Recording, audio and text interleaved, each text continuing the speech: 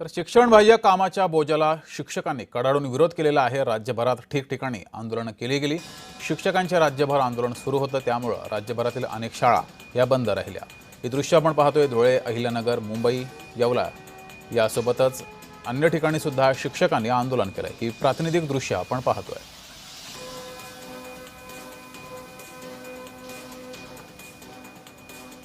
कशा पद्धतीने तुम्ही बघता, कारण की आपल्याला आंदोलन करायची वेळ येते। आणि सर, आज माझी सेवा 32 वर्ष झाली। 32 वर्षामध्ये शिक्षकावर कधी असा प्रसंग आलाच नव्हता।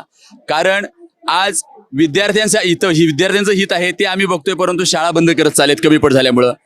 शाळांगृहांची अशी अवस्था आहे की आज शाळागृहांमध्ये विद्यार्थिनींना ज्या सुविधा मिळायला पाहिजे होत्या त्या मिळत नाही आहेत। तिसरी गोष्ट, शिक्षकाचा सन्मान जो व्हायला पाहिजे होता। आज 14 मे 2026 रोजी जे शिक्षण संचालक पुणे यांनी जे पत्र काढलेलं आहे, त्यामुळं सेवाज्येष्ठ शिक्षकाच्या सेवेचा अपमान झालेला आहे।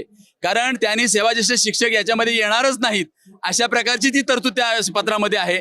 आणि त्याचा आम्ही निषेध करण्यासाठी आज या महाराष्ट्रभरातले शिक्षक आझाद मैदानात आणि जिल्हाधिकारी कार्यालयावर आंदोलन करत आहोत। शिक्षकांचा स्वाभिमान जपण्यासाठी, आत्मसन्मान जपण्यासाठी आणि शिक्षकांच्यावर जो काही जुलमी अत्याचार चालू आहे शासनाकडून तो दूर करण्यासाठी आज हे सर्व शिक्षक बांधव आमचे राज्यभरात त्या ठिकाणी एकवटलेले आहेत। अख्ख्या पूर्ण शिक्षकाच्या सर्व्हिसमध्ये हजारो शेकडो अधिकाऱ्यांना घडवणाऱ्या शिक्षकांचा दारोदारी आज अपमान होतोय आणि त्याच्या निषेधार्थ जेल भरो आंदोलन करायला पण मागे पुढे नाही आणि उद्या जी शिक्षा मिळेल ती भोगायला तयार आहे। शिक्षकांच्या मागण्यांकडे प्रामुख्याने गांभीर्यपूर्वक लक्ष देते का, हे सुद्धा पाहणं तितकंच महत्त्वाचं राहतं। राजेश धोत्रेचा मी जय पवार, जय महाराष्ट्र।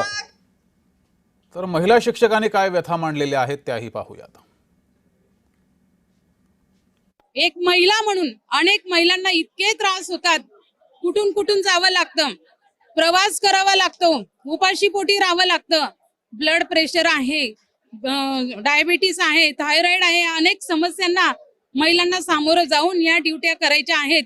परंतु आमची अशी मागणी आहे, 80% महिलांचं प्रमाण हे शिक्षण क्षेत्रामध्ये आहे।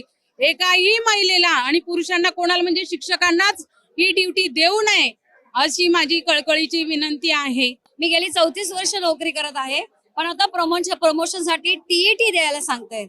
हा सेवा ज्येष्ठतेवर अन्याय आहे। जे शिक्षक 50 क्रॉस केलेला आहे त्या शिक्षकांना ही टीईटी कंपल्सरी करणं शासनाचा हा घाला आहे शिक्षकांवर, हे त्वरित थांबवलं पाहिजे। बीएलओची ड्युटी आणि निवडणुकीचे काम हे सुद्धा शिक्षकांना देता कामा नये।